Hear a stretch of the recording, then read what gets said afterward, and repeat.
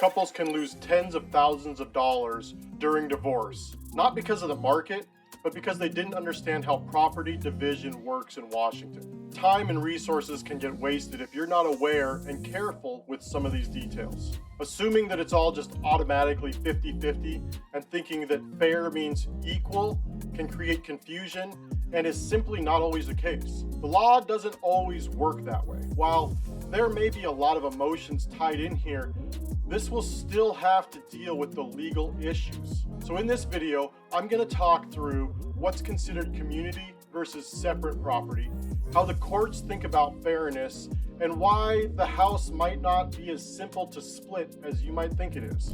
This isn't legal advice, but it is the kind of clarity I wish more people had before they started making big decisions. I hope to help you start thinking and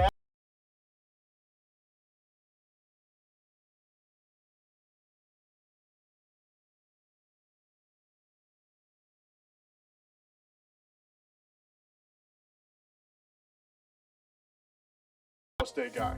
I'm the founder of Kitsap Home Pro, and we're built different. We're built on purpose. We help real people in Washington State navigate real estate decisions without pressure, without gimmicks, and without pretending it's all simple.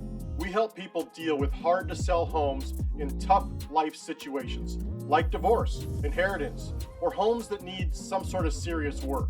You don't need a pitch. You need options, and that starts with understanding what you're actually dealing with. Point number one, Washington is a community property state. Washington is one of 9 states that follow community property law. That means anything acquired during the marriage is generally considered joint property, regardless of whose name is on it. But that doesn't mean it's always 50-50 split. The law says property should be divided in a way that it's just and equitable. That might be equal, but it might not be. The court considers things like who earns more money, who's getting custody, debts, assets, and future earning potential. All of that comes into play here. You can probably imagine that this can be a very difficult and contentious discussion. I'd like to do my best to sidestep that confrontation, that contention area. However, I do want you to be aware of this line of thinking so that you are better prepared for it when it comes. Point number 2. So what counts as separate property? Not everything gets split. Separate property usually includes what you owned before the marriage, gifts or inheritance that were clearly just for you, some legal settlements or personal items. Think like pre-marriage assets, individual gifts or inheritances, but only if they've been kept fully separate. But if you mix that separate property into joint finances, you could lose that protection. For example, you owned a home before the marriage, but added your spouse to the title. That home might now be partly community property. Point number 3. The house could be considered mixed property. Let's talk about the house because that's usually the biggest asset. It might be 100% community property, 100% separate, or it could be a mix. It depends on funding, timing, and title. What matters is when was it purchased? How was it paid for? Did one spouse use separate funds or some other funds from some other place to use the down payment? Did you refinance together? It's not always clear cut. And the more mixed it gets, the more critical it becomes to get clarity early. If this is all done through the courts, these are the types of questions that they're going to be asking because they're going to try to dig down to the very bottom and figure out exactly what's what and what's the most fair way to divide things. Courts divide equity, not just assets. Here's what most people miss.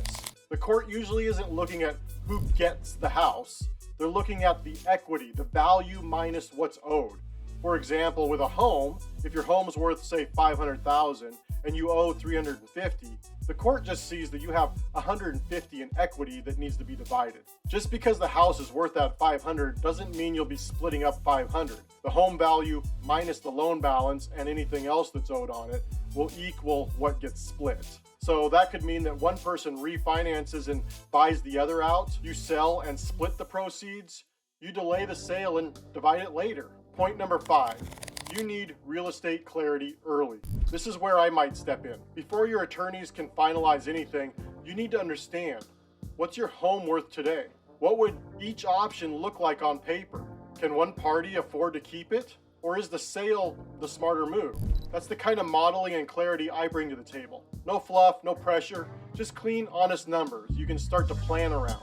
If it helps, I'll come sit down with you and walk through these thoughts with you. We can lay out all of it and try to get organized, or at least understand what the next steps might look like, and at least you can have some ballpark numbers to start working through. At Kitsap Home Pro, we really are here to help people all over Washington State walk through this process. From the very first conversation, through the steps, and all the way to the final sale, if we get to be a part of that. We're not here to chase commissions though. We're here to build trust, and then I trust that trust is going to be what takes care of the business side of things in the long run. We'll sit down, we'll listen to your situation, we'll talk through real options, whether that's listing, selling as is, or something in between. Zero pressure from me, because the right real estate partner isn't the one with the loudest voice. It's the one who listens first. So if you're looking at a home that needs to be divided and everything feels complicated or unclear, I'd be glad to walk through it with you. I'll help you understand what the house is worth, what your options are, and what a fair outcome might look like. You won't get a sales pitch from me, just an honest conversation and some clarity in the middle of a tough situation. If you'd like, go over to our website, kitsaphomepro.com. You can connect there, or you can leave a comment here, or send us a message, or whatever's easiest for you. Reach out and we can connect. And if this video helped at all, would you give it a like and subscribe? That small action helps more people find the guidance that they're looking for, find these types of resources so that they can get clarity to where they're going. Thank you. Take care of yourself.